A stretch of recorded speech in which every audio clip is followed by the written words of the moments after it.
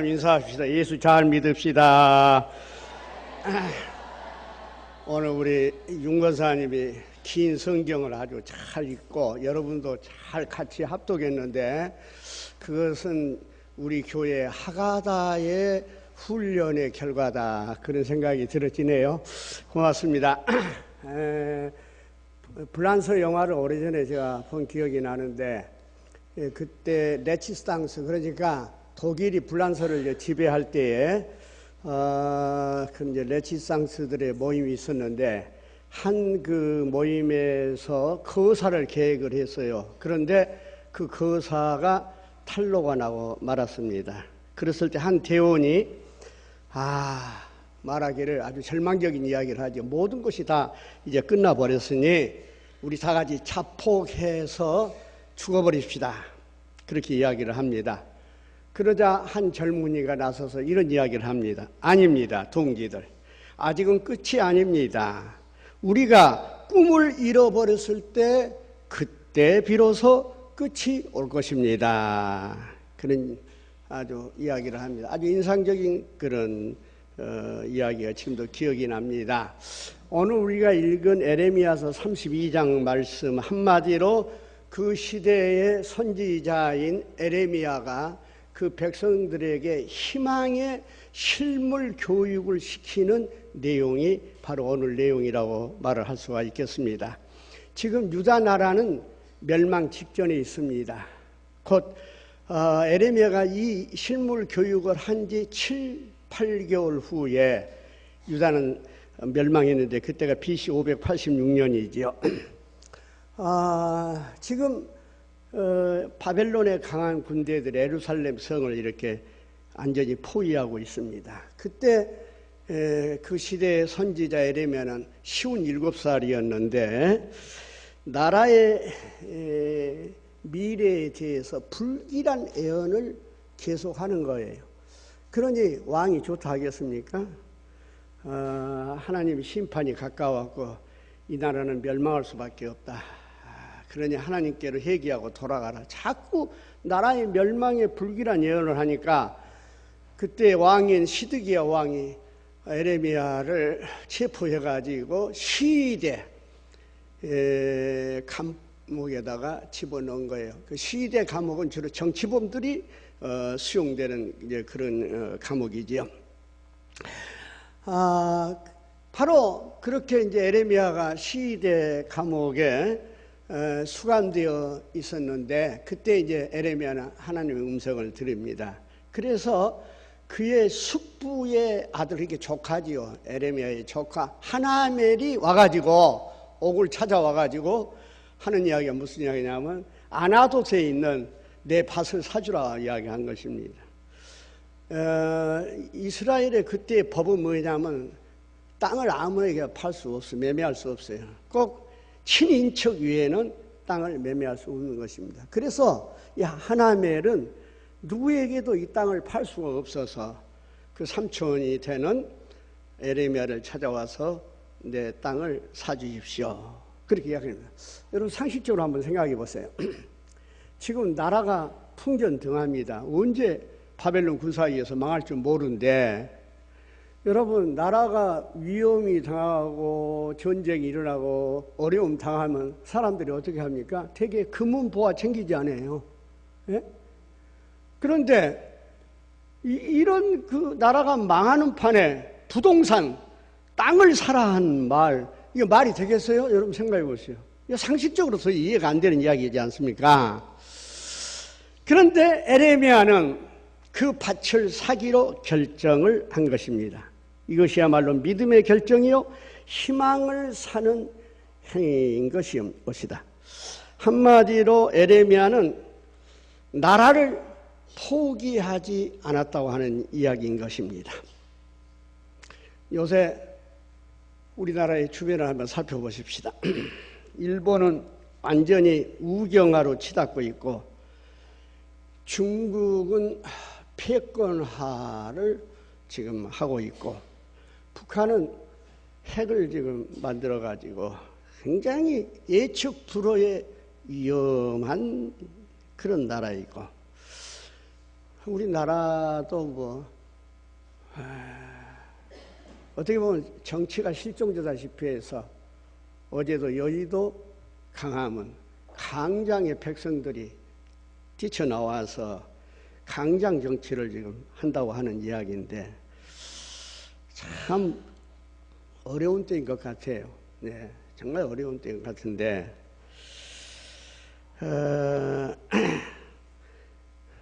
이때야말로 희망이 안 보이면 희망을 창조라도 해야 할 때요, 희망을 살 때가 아닌가 그런 생각을 해봅니다.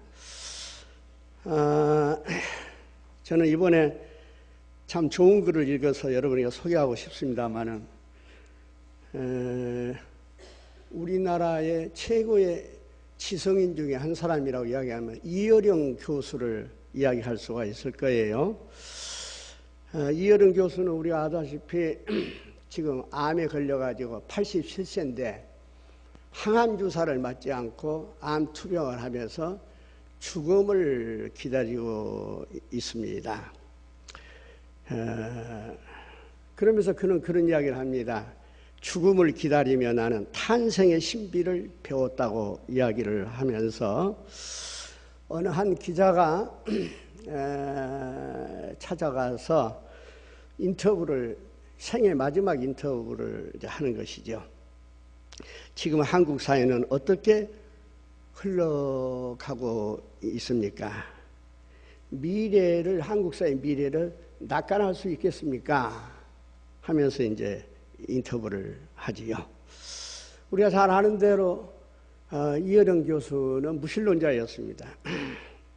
저는 대학 다닐 때 이어령 교수가 강사로 와서 우리 대학 강단에서 몇 번의 강의를 한 것을 들어봤는데, 그때야 그분도 아주 젊었을 때고, 그분은 모든 것을 기성적인 사회를 부정하고 그 아이콘을 전부 부서뜨리는 그런 이제 문학을 하면서 대단히 그 각광을 받는 분 아니겠습니까? 그런 그가 예수를 믿었어요. 세례도 받고. 그러면서 지금 그의 마지막 인터뷰 내용을 보면 아주 신앙 고백적인 이야기를 하고 있는데, 그가 예수 믿게 된 것은 다른 게 아니라 그가 이남 1년대 장녀인 이민아, 그가 미국에 가서 이혼하고 법률 공부해가지고 판사가 되고 나중에 변호사 하다가 목사가 되지 않습니까? 그리고 한국에 돌아와서 자기 부모와 형제하고 1년을 지내다가 이제 천국에 갔는데, 이민아 목사의 그때 우리가 그 지상을 통해서 굉장히 은혜 받았잖아요. 그 이민아 목사가 그 의사가 이야기합니다. 이대로 나가면 3개월밖에 못 살고 조금 치료를 받으면 6개월 살겠다고 그러는데, 이민아 목사는 그냥 나가버리고 맙니다. 그래서 의사도 놀랬다고 그러는데 그 뒤로 한 1년을 이제 버텼지요. 그리고 그가 마지막 이민아 목사 기도하고 5, 6시간 동안을 누워있다가 이제 하늘나라로 갔는데, 근데 그 이야기를, 이민아 목사 이야기를 한 것은 뭐냐 하면, 이어령 교수가 이런 이야기를 한 겁니다. 뭔 이야기를 하냐면은, 이혼을 했을 때도 한 장의 편지를 쓰질 않았다는 이야기입니다. 아무런 글을 안 썼는데, 어느 날 그가 편지 한 장을 써줬는데, 그 편지 내용은 아빠가 예수님 믿는 게 소원이라고 하는 편지를 쓴 거예요. 이혼하고도 편지 한 장 안 쓰던 쿨한 얘가 아빠가 예수님 믿는 게 소원이라고 한다 하면 내가 한번 믿어볼 만하지 않겠는가 해서 교회를 나가고 예수를 믿어서 아주 진실한 크리스천이 되어 이분인데, 이분이 바로 이 기자가 지금의 한국 사회는 어떻게 흘러갈까요?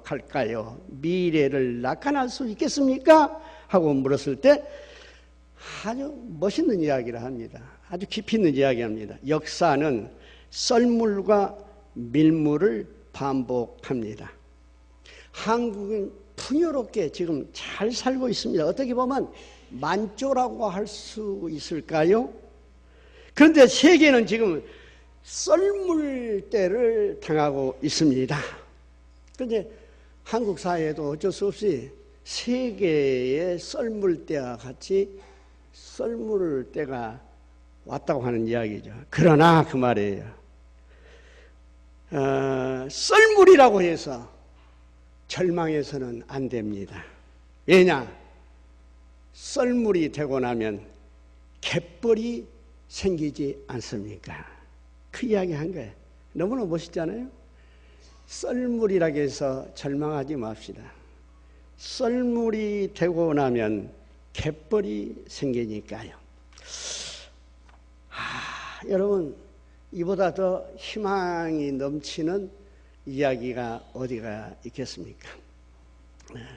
지금 에레미야에게 하나멜이 찾아와서 부동산 사달라, 아나소스의 땅을 사달라고 합니다. 예? 그런데 희한하게도 에레미야는 밭을 사기로 결정을 합니다. 예?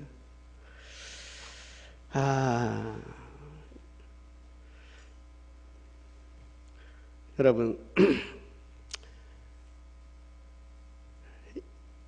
정말로 절망의 순간에, 나라가 망하는 그 순간에 에레미야말로 우리들에게 희망을 보여주는 선지자 아니겠습니까?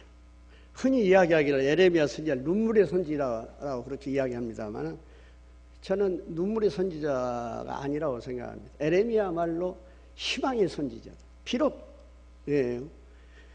그 백성들이 하나님을 떠나고 죄를 짓고 사회에 정의가 없고 부조리하고 불평등한 세상이고 그래서 망할 수밖에 없어서 나라를 생각하고 울기는 많이 울었지만은 그 울음이 그 에레미야의 신앙과 인생과 믿음의 전부가 아니었습니다. 그 가운데서 에레미야는 희망을 노래한 사람이었다고 하는 이야기입니다.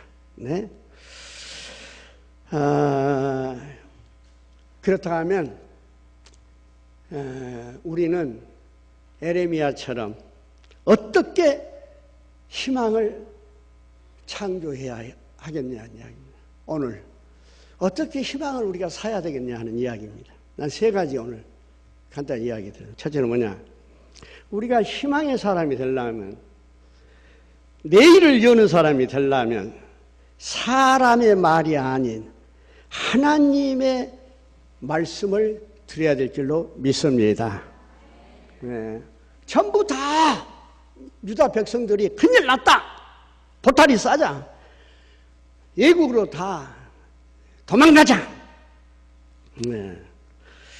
그런데 에레미야는 아나소스에 땅을 사겠다 하는 이야기예요. 사람들이 완전히 미친 사람, 정신 나간 사람이라 하지 않겠어요? 여러분 생각해 보세요. 그럼에도 불구하고 에레미야가 그 밭을 산 이유가 뭐냐? 그건 딴 게 아니에요. 에레미야서 32장 6절에 있는 말씀처럼 여호와의 말씀이 내게 임했다, 그렇게 지금 이야기하고 있잖아요. 예? 하나님의 말씀에 에레미야는 귀를 기울였다는 이야기입니다. 에레미야는 사람들의 말보다 하나님의 말씀 앞에 귀를 기울인 이야기입니다. 그래서 7절과 8절에 있는 말대로 숙부 살롬의 아들 하나멜이 내게 와서 말하기를 너는 아나도스에 있는 내 밭을 사라 이야기하면 그 밭을 사라고 하는 하나님의 음성을 들었기 때문에 에레미야는 그 밭을 산다고 이야기한 것입니다. 그래요.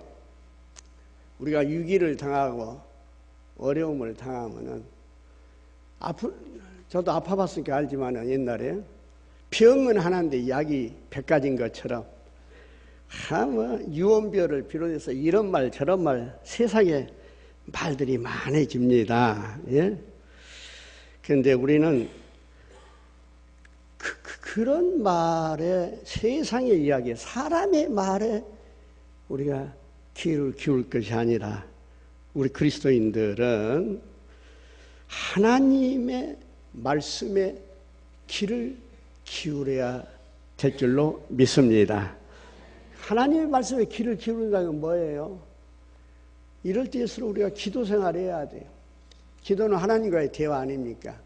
우리는 기도를 통해서 하나님의 음성을 듣지 않습니까? 이럴 때일수록 하나님의 말씀, 오늘 우리 크로스의 성경대학 졸업식, 영양선 졸업식 하는데 우리 하나님의 성경 공부를 열심히 하고 성경을 하가다, 참 우리 교회가 지금 정말 좋은 그런 일을 하고 있어요. 하가다 하나님 말씀을 되새김하고 암송하고 하나님 말씀을 우리가 들어야 할 줄로 믿습니다. 우리가 희망을 창조하고 희망을 사기 위해서는 두 번째 어떻게 해야 되느냐? 개인의 유익이 아닌 공동체 유익을 추구할 수 있어야 한다고 하는 이야기입니다. 사람은 다 그래요. 개인주의, 이기주의로 살아가기가 쉽습니다. 안 그렇습니까? 그러나 여러분, 우리 그리스도인들은 보네포가 그런 이야기 있어요. 그리스도인은 누구냐? Being for others. 타자를 위한 존재라. 그게 바로 그리스도인이다. 보네포가 이야기한 것처럼 우리는 공동체, 특별히 우리 성강교회 성도 여러분들은 우리의 공동체가 뭐 이 교회, 성강교회는 교회 아니겠습니까? 이 공동체를 위해서 우리가 살아야 한다는 이야기인 것입니다. 내 영혼이 잘되면 범사가 행토 강건하리라 그런 이야기 있잖아요. 그런데 제가 목회 경험에 의하면은 교회가 부흥하고 잘되고 교회가 은혜가 있고 화목하면은 성도들의 사업도 잘되고 직장생활도 잘되고 자녀들도 형통하고 아멘 한 사람은 복을 받을지어다.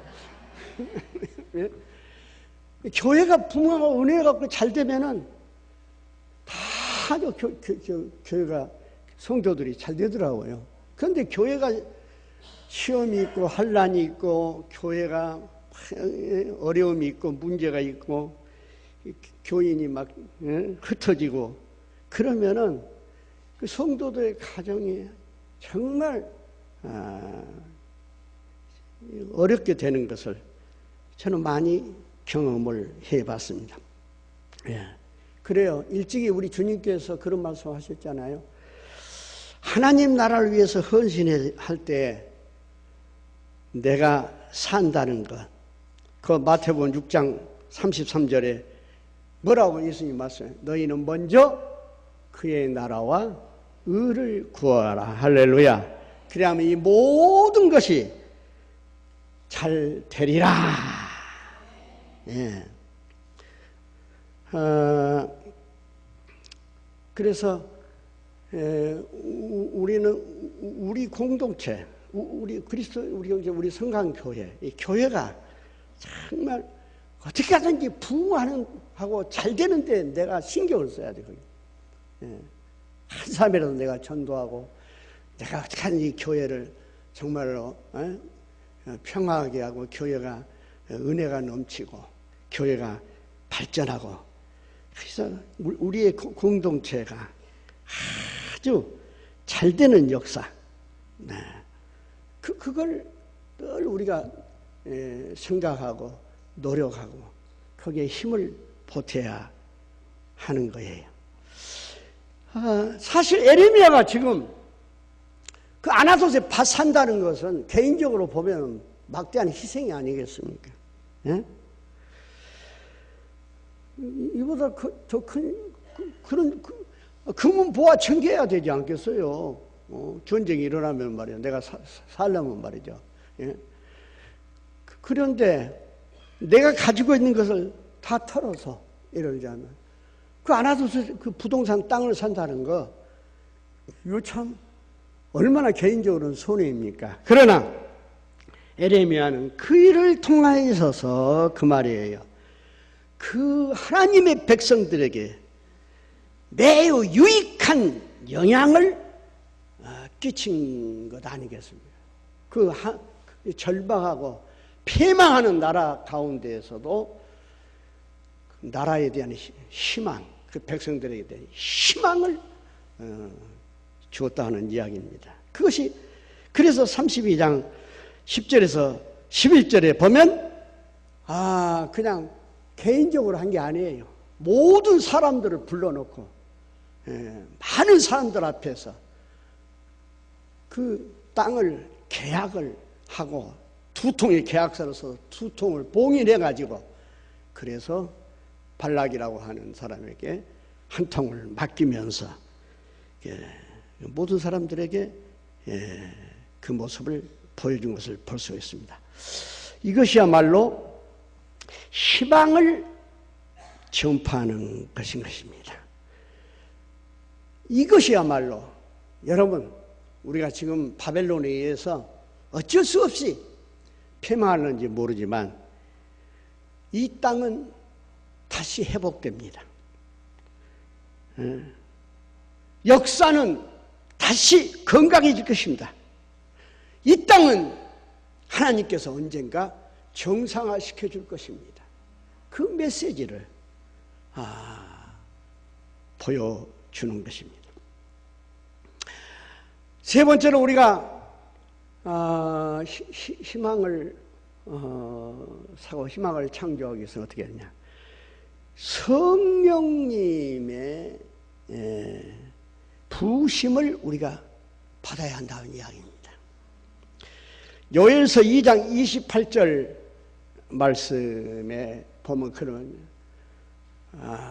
내가 내 영을 만민에게 부어주리니 그 뭐예요? 하나님께서 성령을 부어주니 너의 자녀들이 장래 일을 말할 것이며 너의 늙은이는 꿈을 꾸며 너의 젊은이는 이상을 볼 것이야. 꿈과 이상에 대한 이야기를 하고 있습니다. 우리 예수님께서 누가복음에 보면은 첫 사역을 할 때 주의 영이 내게 임했으니 가난한 자를 부하게 하고 옥에 갇힌 자를 해방하고 얽매인 자에게 자유를 주리라.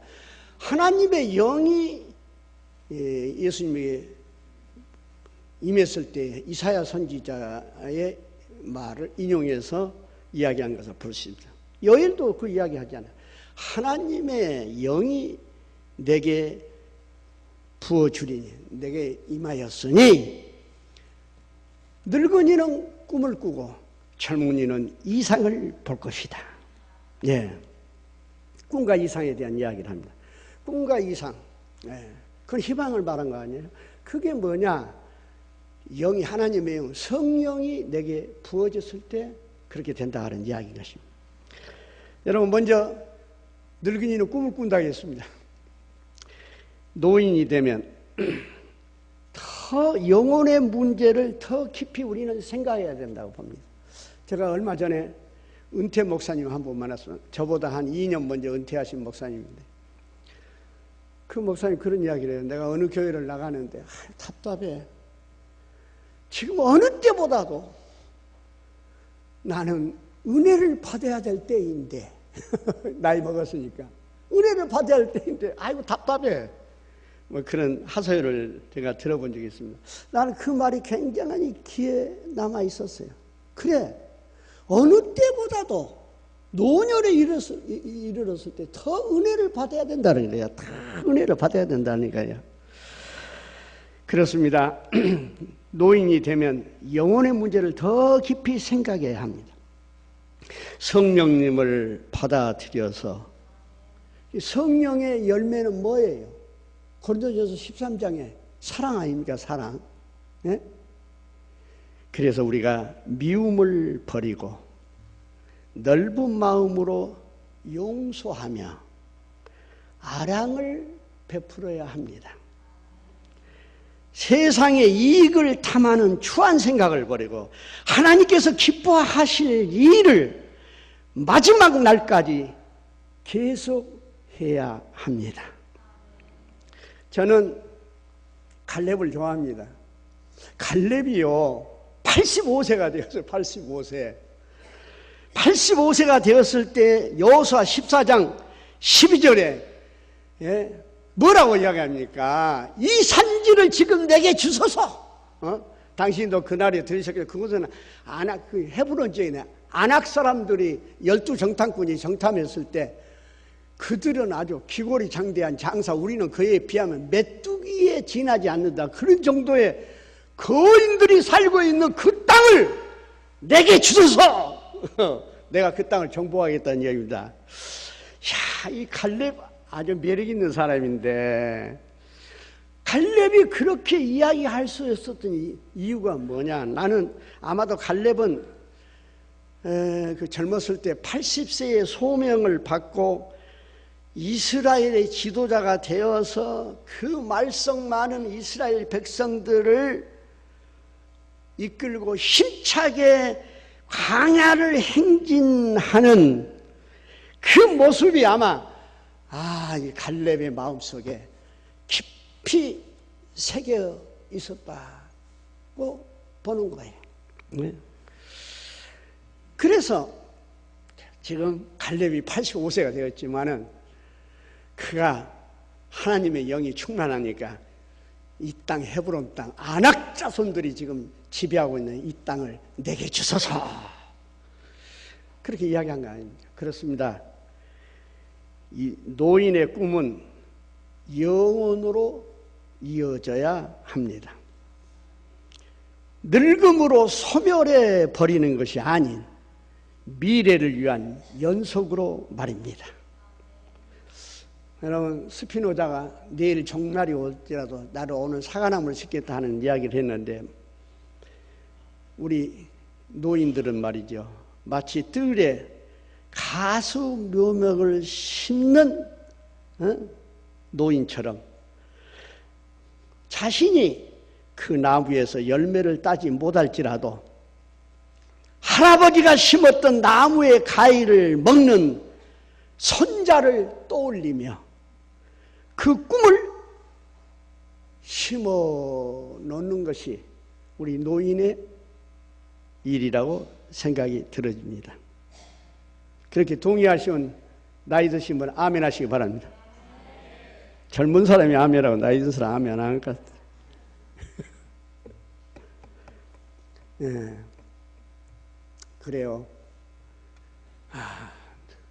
내가 이 묘목나무 지금 심은데 내가 언제 그 따먹겠습니까? 하면 내 손자가 거기에 열린 가위를 따먹는 것을 볼 줄 아는 미래를 창조하고 미래를 사는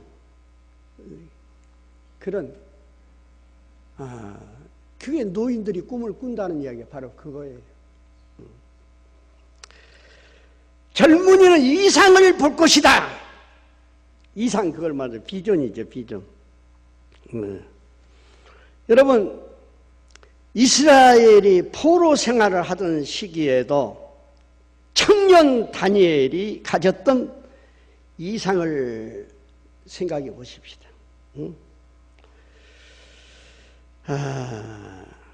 그는 청년 다니엘이 말이죠, 그 죽음의 위협 앞에서도 하루에 3번씩 동쪽 예루살렘을 향하여 창문을 열어놓고 야외 하나님 앞에 기도하지 않습니까? 예? 친구들과 함께 하나님을 경외하고 기도하고 다른 풍조에 휘말려 주님을 잊어버린 일을 결코 하지를 않았습니다. 예. 그래서 결국은 어땠어요? 다니엘이 다니엘의 그 이상, 다니엘처럼 세 나라에 걸쳐 총리를 한 사람이 어디가 있겠습니까? 대단한 사람입니까? 바로 그 비전을 사도 바울이 따랐습니다. 디모데가 따르고 경건한 이스라엘의 젊은이들이 지금도 계승을 하고 있지 않습니까? 그래서 그 이스라엘은 우리 전라북도 정도밖에 안 되는 조그만 땅, 인구라기 해야 500만 밖에 안 사는 이스라엘이 오늘 세계 강국이지 않습니까? 세계. 어느 세계의 나라도 그 나라를 넘볼 수 없는 그런 나라를 만든 거 아니겠습니까?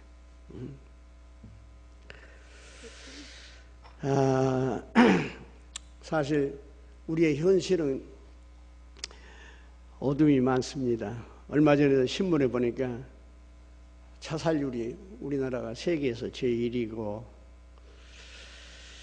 노인들의 절망과 청년들의 무력감, 신앙적인 퇴보 이런 것들이 오늘 우리를 고통스럽게 합니다. 네. 그렇기 때문에 하는 이야기입니다. 우리가 하나님의 영을 모시지 않으면 우리는 소망이 없습니다. 네. 우리의 인생의 가치를 건강이나 돈, 친구에게 두지 말고 성령님을 마음에 모시기를 주의 이름으로 축원합니다. 네.